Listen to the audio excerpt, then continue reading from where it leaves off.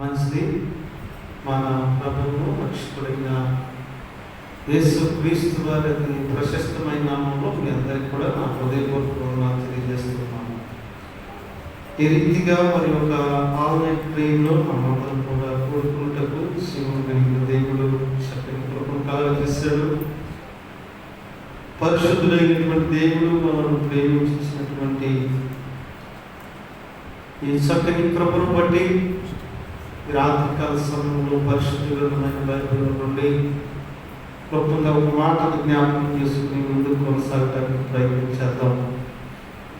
మన ఆధ్యాత్మిక జీవితాల్లో ప్రభు ప్రేమించి మనకి ఇచ్చిన శ్రేష్టమైనటువంటి కృపను బట్టి 2వ తిమోతికి రాసినటువంటి పత్రిక the book of 2 Timothy chapter 4 4వ అధ్యాయము వర్సెస్ 7 వచనాన్ని మనం చదువుకున్నట్లయితే, మంచి పోరాటము పోరాడి తిని నా పరుగు కడముట్టించి తిని విశ్వాసమును కాపాడుకుంటుని. చదువుకున్నటువంటి లేఖన భాగంలో అపోస్తలుడైనటువంటి పౌలు తెలియజేస్తున్నటువంటి మాట, నేను మంచి పోరాటము పోరాడి తిని, I have finished my course, నా పరుగు కడముట్టించి తిని, I have kept the faith అన్నాడు. నా విశ్వాసమును కూడా నేను కాపాడుకుంటుని అంటా ఉన్నాను. మరి రాత్రికాల సమయంలో దేని వరకు ఈ మాట మనం జ్ఞాపకం చేసుకున్నాము అంటే, అపోస్తలుడైనటువంటి పౌలు మొదటిగా సౌలుగా ఉన్నాడు. తర్వాత ప్రభు మహాకృపను బట్టి పౌలుగా మార్చబడ్డాడు. మనందరికీ కూడా తెలుసు. ఆయన పౌలుగా మార్చబడిన తర్వాత ఆయన విశ్వాసిగా ఉండట్లేదులే కానీ దేవుని పరిచర్యను కొనసాగించడానికి ఇష్టపడ్డాడు. ఆయా ప్రాంతాలు, పట్టణాలు, ప్రదేశాలు తిరిగి దేవుని ప్రేమను అనేక మందికి పరిచయం చేసి పంచిపెట్టేటటువంటి పనిలో ఆయన అన్నమాట, ప్రభు నాకు అప్పగించినటువంటి ప్రయాణంలో నేను సాగిపోతానే ఉన్నా కానీ ఎక్కడా కూడా నేను ఆగిపోలేదన్న మాట ఆయన తెలియపరుస్తున్నాను. ప్రభు నాకు ఒక బాధ్యతను అప్పగించాడు, ఒక ప్రయాణాన్ని అప్పగించాడు.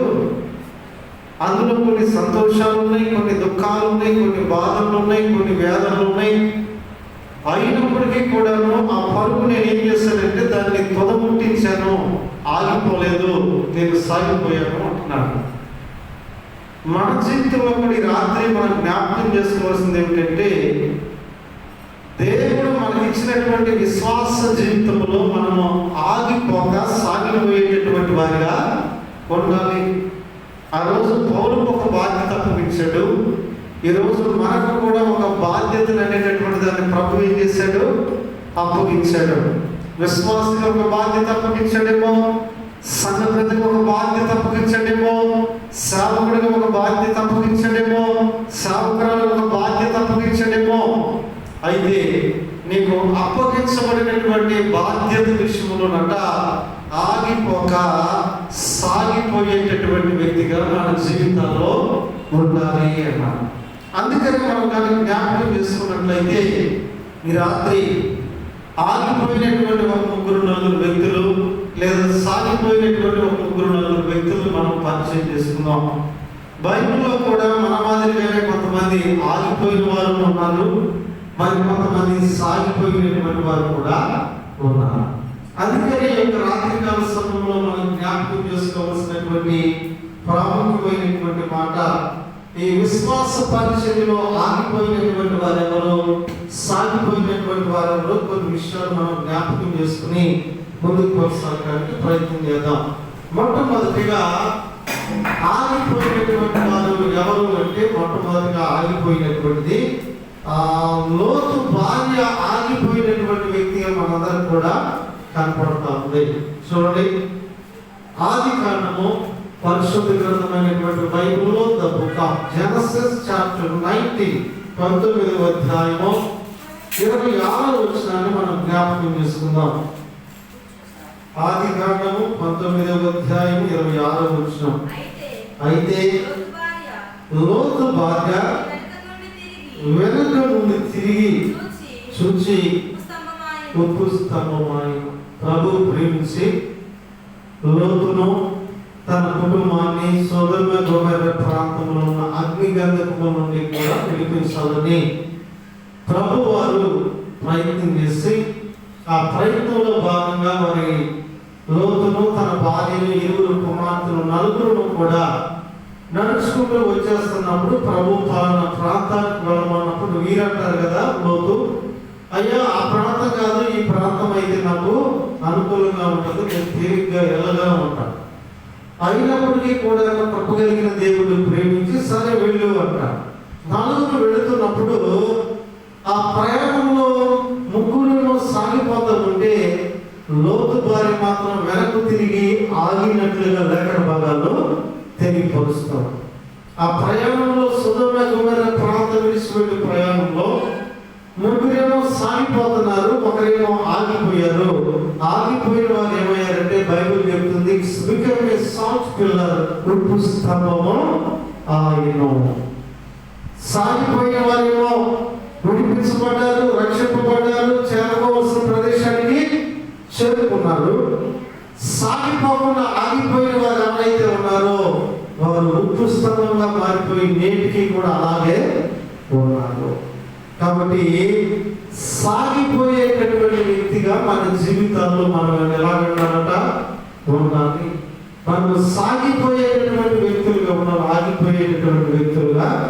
దేవుడు నిన్ను సాగిపోమన్నాడు, నీకు బాధ్యతను అప్పగించాడు. ఎన్నో దాని విషయంలో ఎన్నో వస్తాలు ఉన్నాయి. చూడండి, సాగిపోతూ ఉన్నాం, గాలి వస్తుంది, వర్షం పడవచ్చు, ప్రభు ఇచ్చాడు. అయినప్పటికీ కూడా మనకి ఎదుగు చిన్నగా సాగిపోతానే ఉంటాం కదా.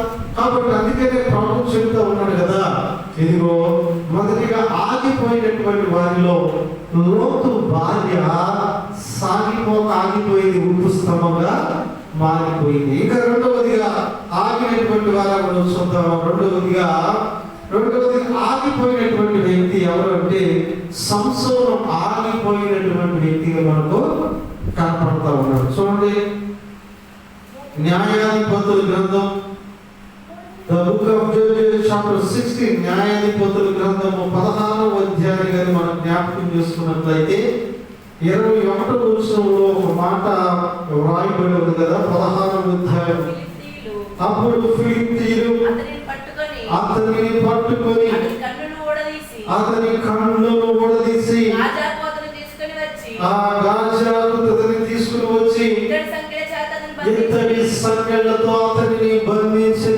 చదువుతున్న మాటలో రెండవదిగా విశ్వాస జీవితంలో ఆగిపోయినటువంటి వ్యక్తిగా ఎవరు కనపడుతున్నారంటే సంసోను కనపడుతూ ఉన్నాడు.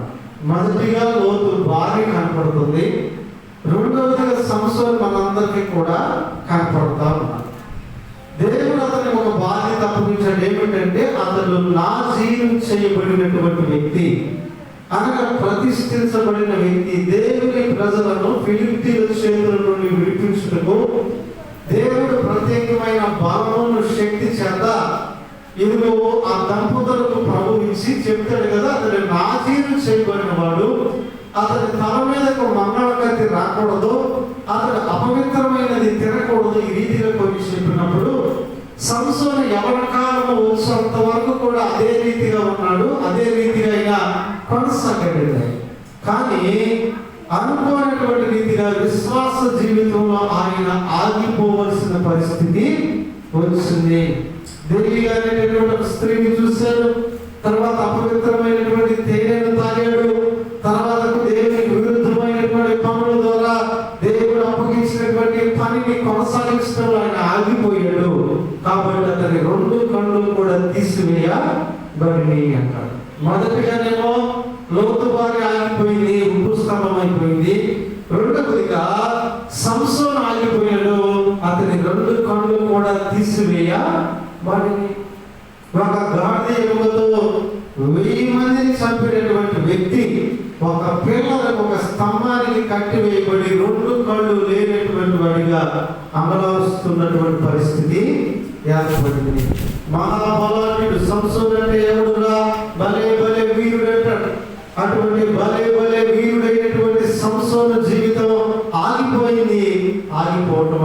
కళ్ళు కూడా పీకివేయబడి, అతని బలం పోయింది, దేవుడు అతన్ని విడిచిపోయిను, దేవుని మహిమ అతన్ని విడిచిపోయిను. కారణం ఏమిటి అంటే the reason is stopped his faith. అతని విశ్వాస జీవితంలో అతడు ఇదిగో ఆగిపోయినటువంటి వ్యక్తిగా మనందరూ కూడా కనపడతా ఉన్నాడు.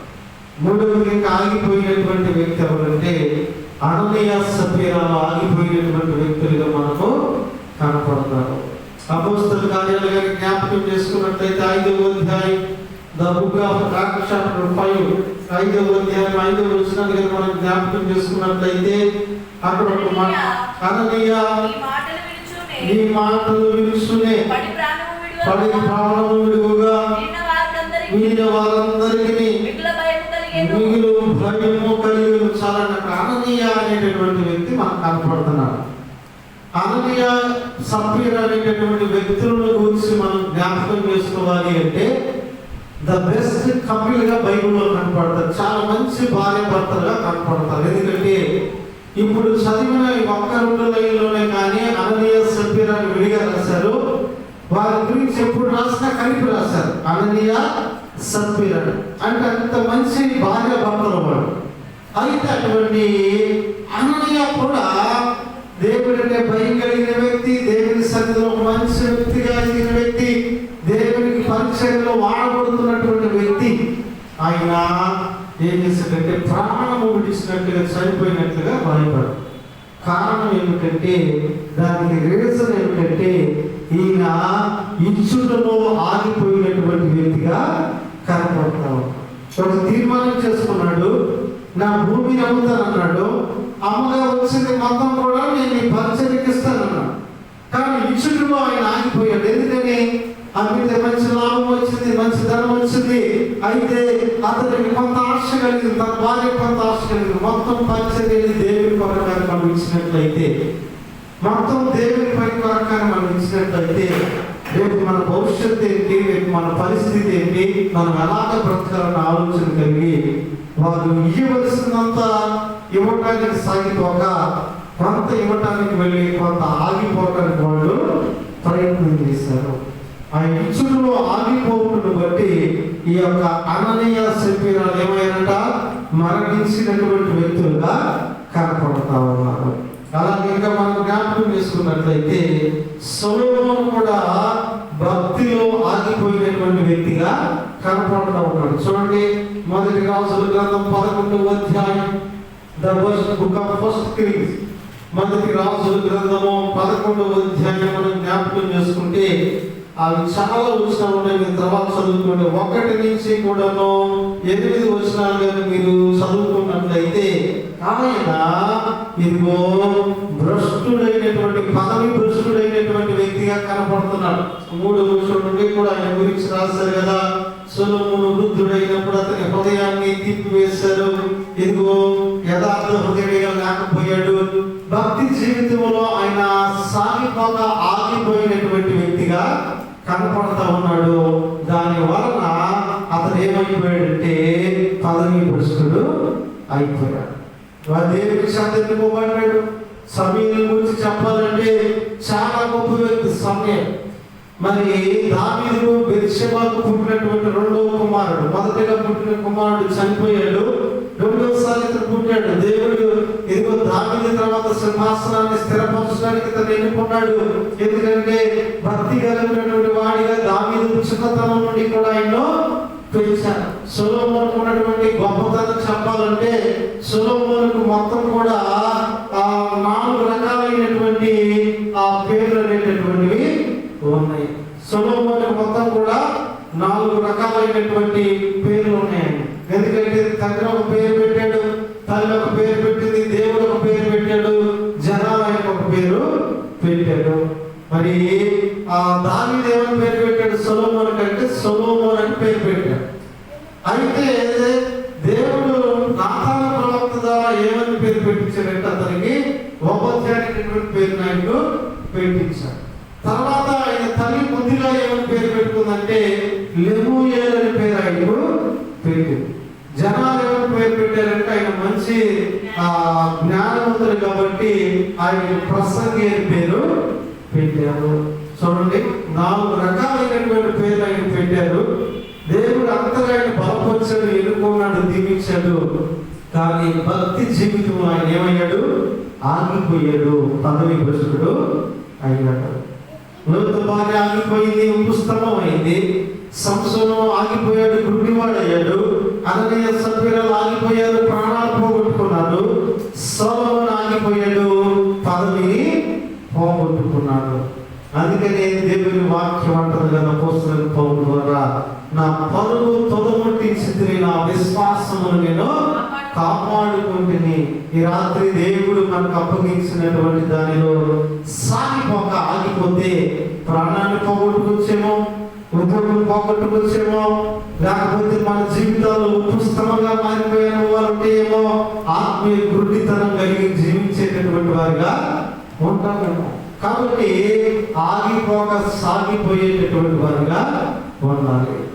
ఇప్పుడు రెండవదిగా సాగిపోయినటువంటి వ్యక్తులు కూడా 3 వ్యక్తులు చూద్దాం. ఆగిపోయిన 4 వ్యక్తులు చూస్తాం కదా, సాగిపోయినటువంటి వారు కూడా ఉన్నారు బైబిల్లో. వారిని కూడా మనం జ్ఞాపకం చేసుకున్నాం. సాగిపోయినటువంటి వారు ఎవరు, అది కూడా జ్ఞాపకం చేసుకున్నాం. అబ్రహాము విశ్వాసములో సాగిపోయినటువంటి వ్యక్తిగా మనందరికీ కూడా కనపడతా ఉన్నాడు. దేవునికి స్తోత్రం కలుగుగాక. హల్లెలూయా, ఆమేన్, హల్లెలూయా. ఆదికాండం 22వ అధ్యాయం, ఆదికాండం 22వ అధ్యాయము మీరు 1 నుంచి కూడా 17 వచనాల వరకు కానీ చదువుకున్నట్లయితే అక్కడ రాయబడినటువంటి మాటలో అబ్రహాము ఆగిపోక సాగిపోయినట్లుగా మనందరికీ కూడాను కనపడతా ఉంది. దేవుడికి ప్రభు అంటాడు కదయ్యా, లేక వృద్ధాప్యమందు నీకు ఒక కుమారుని ఇచ్చాడు కదా, లేక వృద్ధాప్యమందు నీకు ఇచ్చినటువంటి కుమారుని నీవు నాకు బలిగా అర్పించు అంటాడు. అర్పించినప్పుడు అయ్యా ఇదేంటి, ఎప్పటి వరకు నేను 25 సంవత్సరాలు ఎదురు చూసినటువంటి వ్యక్తిగా ఉన్నా, ఎప్పటి వరకు ఎంతో ప్రయాసపడ్డాను, కన్నీరు కాచాను. నువ్వు వాగ్దానం చేశావు, వాగ్దానం చేసినటువంటి నీవు నమ్మదగిన వాడు, నీ కుమారుని ఇచ్చావు కదా, లేక వృద్ధాప్యమందు ఇచ్చిన కుమారుని ఇప్పుడు బలిగా ఇవ్వమంటున్నావు అన్నప్పుడు అబ్రహాము ఇవ్వడానికి సాగిపోయాడు, కానీ ఎక్కడ కూడా ఆగిపోయినటువంటి వ్యక్తిగా కనపడతలేదు. అన్ని సభ్యులు డబ్బు ఇవ్వడంలో ఆగిపోయారు. అబ్రహాం అయితే లేక పుట్టిన తన కుమారుని దేవునికి బలిగా అర్పించడం ఆయన సాగిపోయినటువంటి వ్యక్తిగా కనపడతా ఉన్నాడు. ఇప్పుడు దేవుడికి చెప్పినట్లుగా గాడిద రెడీ చేశాడు, తర్వాత కట్టెలు రెడీ చేశాడు, పరివారం రెడీ చేశాడు, తర్వాత కుమారుని రెడీ చేశాడు. ఎక్కడికి రానా వెళుతున్నామంటే ఈరోజు పలానా పర్వతం మందు దేవునికి మనం బలర్పించాలంటాడు. కుమారుడు కూడా కూడా ఉత్సాహంగా వస్తూ ఉంటాడు. వస్తున్నటువంటి తర్వాత అక్కడ జరిగినటువంటి చివరికి వెళ్ళిన తర్వాత పనివారం చోట ఆపేసి నేను కుమారుడు పైకి వెళ్తామంటాను. పైకి వెళ్తున్నప్పుడు ఇస్సాకు పరిమాణం వచ్చి అడుగుతాడు, నానా బలి ఇవ్వడానికి కట్టెలు ఉన్నాయి, కానీ గొర్రె పిల్ల ఎక్కడన్నప్పుడు యెహోవాయే చూసుకున్నాను. ఆ తర్వాత ఇంకా పైకి వెళ్ళి కట్టెలు పేరుస్తారు. కట్టెలు పేర్చినటువంటి తర్వాత ఇదిగో ఆగిపోవచ్చయ్యా, 25 సంవత్సరాల తర్వాత లేక ఇచ్చావు కదా, ఎలాంటి వాళ్ళని గోజాడవచ్చు, బతిమాడవచ్చు. లేదు, దేవుడు నాకు చెప్పిన మాట ప్రకారం నేను సాగిపోవాలని తన కుమారుడి 2 కాళ్ళు చేతులు కట్టేసి ఆ చేతి మీద పెట్టాడు. దేవుడి స్తోత్రం, హల్లెలూయా, ఆమేన్, హల్లెలూయా. అంటే సాగిపోయేటటువంటి ఉద్దేశము కలిగినటువంటి వాడు దేవుని మాట ప్రకారం సాగిపోవడానికి ఇష్టపడ్డాడే కానీ నా కుటుంబంలో నష్టం వస్తుంది, నా కుమారుని పోగొట్టుకుంటానే, లేక వచ్చినటువంటి బిడ్డ దూరం అవుతాడని ఆయన ఎక్కడా కూడా ఆగిపోయినటువంటి వ్యక్తిగా కనపడట్లేదు. కాబట్టి మొదటిగా సాగిపోయినటువంటి వ్యక్తి అబ్రహాము విశ్వాస సంబంధమైన విషయంలో సాగిపోయాడు. విశ్వాస సంబంధమైన విషయాల్లో ఆయన కొనసాగినటువంటి వ్యక్తిగా కనపడుతున్నాడు. ఇంకా రెండవదిగా మరొక వ్యక్తి కూడా సాగిపోయాడు. ఈ వ్యక్తి దేనిలో సాగిపోయిన వ్యక్తిగా ఉన్నాడంటే భక్తిలో సాగిపోయినటువంటి వ్యక్తిగా ఉన్నాడు. ఆ వ్యక్తి కూడా చూడండి, యేసేపు భక్తిలో సాగిపోయిన ఉంది. ఆదికాండము ద బుక్ ఆఫ్ జెనసిస్ 39వ అధ్యాయము 7 వచనం నుండి కూడా మీరు 10 వచనాలు కానీ జ్ఞాపకం చేసుకున్నట్లయితే 7 నుండి కూడా 12 వచనాల్లో మనకు కనపడుతుంది ఆయన భక్తి జీవితం.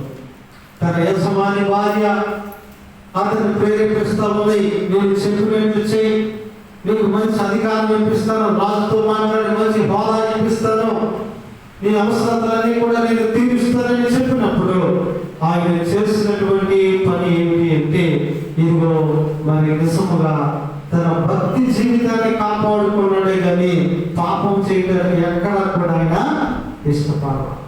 ఆగిపోతే పాపం చేస్తాను కాబట్టి నేను సాగిపోతానని చెప్పి ఆయన సాగిపోయినటువంటి వ్యక్తిగా మనందరికీ కూడా కనపడతా ఉన్నాం. కాబట్టి ప్రియమైనటువంటి దేవుని సంగమా, రెండవదిగా ఈ రాత్రి సాగిపోయినటువంటి వ్యక్తి యేసేపు. దేవుని విషయంలో అంటే భక్తి జీవితంలో సాగిపోయినటువంటి వ్యక్తిగా మనందరికీ కూడా కనపడతా ఉన్నాం. కాబట్టి రాత్రి కాల సమయంలో మనం జ్ఞాపకం చేసుకోవాల్సింది ఏమిటి అంటే, భక్తి జీవితంలో మనం ఆగిపోక సాగిపోయేటటువంటి వారిగా ఉండాలి. భక్తికి సంబంధించినటువంటి విషయాల్లో సాగిపోయాడు. సొలొమోను ఏం చేశాడు? భక్తి జీవితంలో ఆగిపోయాడు, భ్రష్టుడయ్యాడు. కానీ యేసేపు భక్తి జీవితంలో సాగిపోయాడు కాబట్టి దేవుడు అతనిని ఐగుప్తు దేశం అంతటి మీద కూడా అధికారిగా నియమించాడు. కాబట్టి మూడవదిగా ఇంకా ఎవరు సాగిపోయారు అంటే, శ్రమలో సాగిపోయాడు. ఎవరంటే యోబు శ్రమలో ఏం చేశాడట? సాగిపోయినటువంటి వ్యక్తిగా కనపడుతున్నాడు. చూడండి, యోబు గ్రంథం 9వ అధ్యాయం, The book of Job chapter 29 verses 10, 10వ వచనం చదువుకున్నట్లయితే మరి నిజంగా ఇక్కడ మనం గమనించినటువంటి విషయాలను మనం దర్శించినట్లయితే ఆయన శ్రమలలో సాగిపోయినటువంటి వ్యక్తిగా మనందరికీ కూడా కనపడుతున్నాడు. ఎన్ని శ్రమలు వచ్చినా సరే దేవుని ఎక్కడ దూషిస్తున్నాం. తన భార్య వచ్చి కూడా, అయ్యా ఎంతకాలం నీకు భక్తి, ఎంతకాలం నీకు ఆవేదన, ఎంతకాలం దేవుని దూషించి చనిపోవాలని భార్య చెప్పినప్పటికీ కూడా ఎక్కడా కూడా ఆగిపోయినటువంటి వ్యక్తిగా కనపడలేదు. ఆగిపోగా భక్తిలో సాగిపోయాడే కానీ ఏ రీతిగా సాగిపోయాడు? యెహోవా ఇచ్చిన యెహోవాయే తీసుకునేను, ఆయనకే మహిమ కలుగునుగా కన్న విశ్వాసంలో సాగిపోయాడు కానీ భక్తిలో ఎక్కడా కూడా ఆయన ఆగిపోయినటువంటి వ్యక్తిగా కనపడలేదు.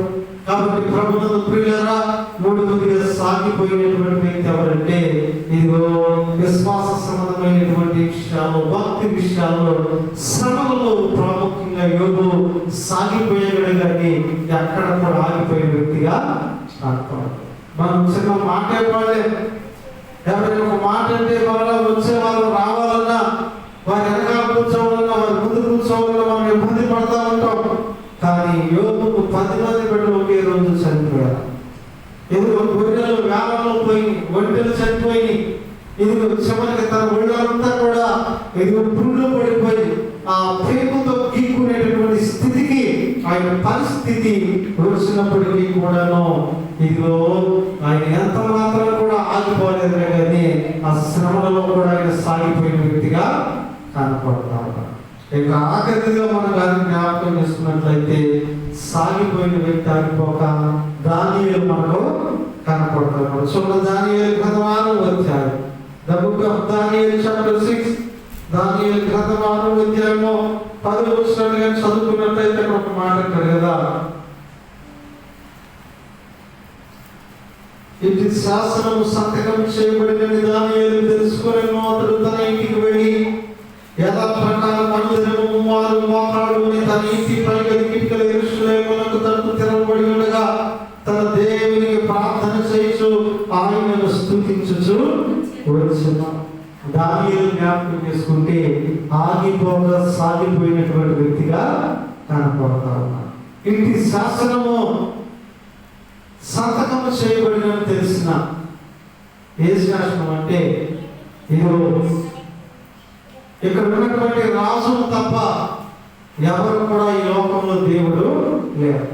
ఎవరు మొక్కినా, ఎవరు ప్రార్థన చేసినా ఈ రాజుకే చేయాలి, అలాగే చేయనటువంటి వారిని సింహము గుహలోకి వేసేస్తామన్న శాసనం రిలీజ్ చేసినప్పటికీ కూడాను దానియేలు మాత్రం సాగిపోయాడు కానీ ఎంత మాత్రం కూడా ఆగిపో ప్రార్థన చేయడం వల్ల ఈ శాసనం రిలీజ్ అయిందని తెలిసి కూడా ఆయన ఇంటికి వెళ్ళి తన ఇంటి తలుపులు కిటికీలు యెరూషలేము తలుపులు తెరిచి ఇదిగో దేవునికి ముమ్మారు ఆయన ఏం చేశాడట? ప్రార్థన చేస్తే ఏమైనా పట్టుబడ్డాడు. తీసుకొచ్చిన రాజు దగ్గరికి, నాకు తప్పు వేరే మొక్కకూడదు, ప్రార్థన చేయకూడదని తెలియదా? నేను శాసనం ఇచ్చిన ఎలా చేసావు అన్నప్పుడు కూడా ఆయన తప్పు అయింది, ఈసారి క్షమించున్నాను అయ్యా, నేను సేవించుతున్న దేవుడు తప్ప మరి వేరొక దేవుడు లేడు, ఆయన తప్ప నేను వేరెవరిని పూజించిన పూజహాలు లేరు అంటాడు. అప్పుడు అలాగైతే సింహాల గుహలో విశ్రయాలు నీకు ఇష్టమేనా అంటాడు. సింహాల గుహలో విశ్లేషణ నాకు ఇష్టమేనయ్యా, ఇది నేను సేవించుతున్న నా దేవుడు నన్ను తప్పక రక్షించును. సింహాల గుహలో వేసేదాకా కూడా పోరాటమే. అయినప్పటికీ కూడా పోరాటంలో దానియేలు సాగిపోయాడే కానీ ఎక్కడ కూడా ఆగిపోయినటువంటి వ్యక్తిగా కనపడతాం. సింహాల గుహలో వేసే మరోసారి ఛాన్స్ ఇస్తారు, ఒప్పుకో, ఇదిగో నేను రెండోసారి ప్రార్థన చేయను, ఈ రాజుకే మొక్కుతాను, ఈయన దేవుడని ఒప్పుకో అన్నప్పటికీ కూడా లేదు నేను పూజించుతున్న దేవుడు పూజాకుడయ్యా, మీరు నన్ను వేసిన ఇష్టమే, నేనైతే ఆగిపోను, సాగిపోతాను. ప్రార్థనలో సాగిపోయాడు. సింహాలు వేశారు. దేవుడు సింహాల వాళ్ళన్నింటినీ కూడా ఏం చేశాడు? మూసివేశాడు. తెల్లవారేసరికి రాజు వస్తారు. అయితే తెల్లారించాక పైన పెట్టినటువంటి మూత తీస్తారు.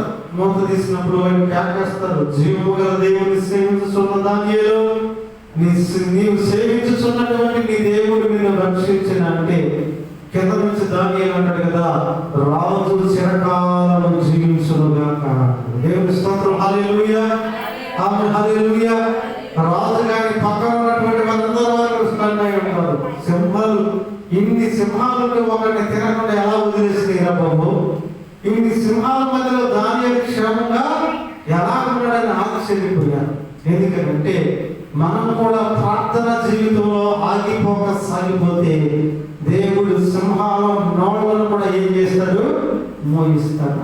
ఈరోజు కొన్ని సింహాల లోపంలో నోటికి వచ్చినట్లుగా మాట్లాడుతుంటారు. మనస్సును, శరీరాన్ని, లేకపోతే మనల్ని గాయపరిచేటటువంటి మాటలు మాట్లాడుతూ ఉంటారు.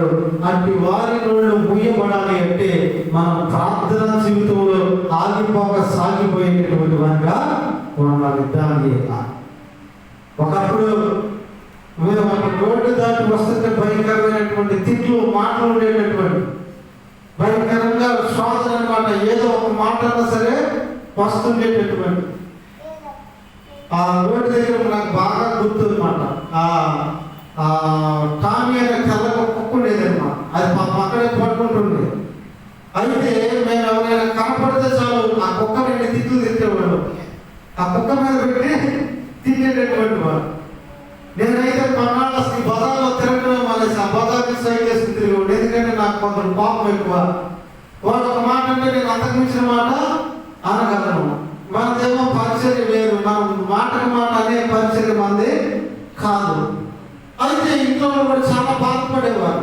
అది ఇదేమిటి మన స్వాస్థ్యం అనిపిస్తాం, మన దాంట్లో ఉంటారు, ఇదేమిటి మనం తినటం ఏంటి, ఆ ఊరికాల దగ్గర తిట్టడం, కుక్కనడి పెట్టి తిడతాం, కొమ్మవారి పేరు పెట్టి తిడతాం, నానా రకాల తిట్లన్నీ కూడా పడడం.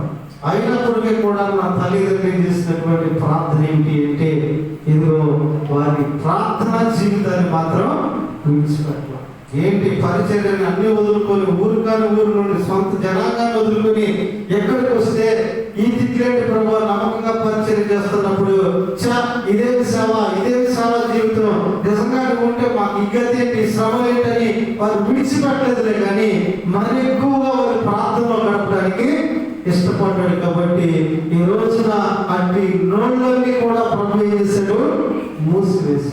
ఇంకా కొన్ని నోళ్ళైతే ఏ నోళ్ళైతే మాట్లాడినాయో అదే నోళ్ళు ఈ రోజు కూడా అమ్మ ఆ రోజు అలా మాట్లాడదాం, అది తప్పు, క్షమించని అడిగినటువంటి వారు కూడా ఉన్నారు. ఎందుకంటే సింహాల వంటి లోకంలో దుష్టులని సింహాల లాంటి నోళ్ళు ముగించాలి అంటే మనం చేయాల్సిన కేవలం ప్రార్థన మాత్రమే. ప్రార్థనలో ఆగిపోక సాగిపోయేటటువంటి వారిగా మన జీవితంలో మనం ఏం చేయాలి? ఉండాలి. కాబట్టి అందుకని అపోస్తలుడైన పౌలు అన్నాడు కదా, అయ్యా ఇదిగో నా విశ్వాసం కాపాడుకున్న నా పరుగు తొలగించారు. నేను ఎక్కడ ఆగిపోలేదు. నాకు అన్ని సంతోషాలే కాదు, శ్రమలు ఉన్నాయి, దెబ్బలు ఉన్నాయి, గాయాలు ఉన్నాయి, అవమానాలు ఉన్నాయి. చెరసాల్లో వేశారు, బంధించారు, నా ప్రాణం తీయాలని చూశారు, నన్ను కొట్టారు. యేసు ప్రభువుని ఆయన కూడా కొరడాలతో కొట్టారండి. అయినప్పటికీ కూడా ఆయన ఎక్కడా కూడా ఆగిపోయినా సాగిపోయాడు. ఈ రాత్రి మనం కూడా ఆగిపోక సాగిపోయేటటువంటి వ్యక్తులుగా మన జీవితంలో ఉన్నారు. ఆగిపోయిన వారు ఉన్నారు. లోతు గారు ఆగిపోయేది పుస్తకం అయింది. సంసోను ఆగిపోయాడు, గుడ్డివాడయ్యాడు. అననీయ సఫీరాలు ఆగిపోయారు, ప్రాణాలు కోల్పోయారు. సొలొమోను ఆగిపోయాడు, పదవి పోగొట్టుకున్నాడు, భ్రష్టుడైపోయాడు దేవుని దృష్టిలో. కానీ అబ్రహాము విశ్వాసంలో సాగిపోయాడు, విశ్వాసులకు తండ్రిగా మార్చబడ్డాడు. యేసేపు భక్తిలో సాగిపోయాడు, ఐగుప్తు దేశానికి ప్రధాని అయ్యాడు. యోబు శ్రమలలో ఇదిగో సాగిపోయాడు, పోగొట్టుకున్నవి మరలా ఉండేతలుగా పొందుకున్నాడు. చివరిగా దానియేలు ప్రార్థనలో సాగిపోయాడు. ఇదిగో ఎవరైతే దేవుడు లేడని చట్టం చేశాడు, అదే రాజు చేత ఇశ్రాయేలులో ఇదిగో దానియేలు పూజించుచున్న దేవుడు తప్ప మరి ఏ దేవుడు లేడు, ప్రతి ఒక్కరు కూడా ఆయనకు మొక్కాల్సిందే చట్టాన్ని మరలా తీసుకొచ్చాడు. కాబట్టి రాత్రి మనము మనకిచ్చినటువంటి ప్రేమను బట్టి, ఆత్మీయ జీవితాన్ని బట్టి, కృపను బట్టి ఆగిపోక సాగిపోయేటటువంటి వారిగా ఉన్నాం.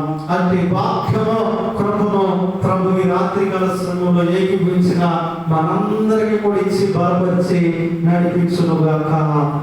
అందరూ కూడా మోకరిద్దాం. ప్రార్థన ద్వారా కార్యక్రమాన్ని ముందుకు కొనసాగించుకుందాం. ప్రభు కలిగినటువంటి దేవుడు ప్రేమించి ఈ రాత్రి కాల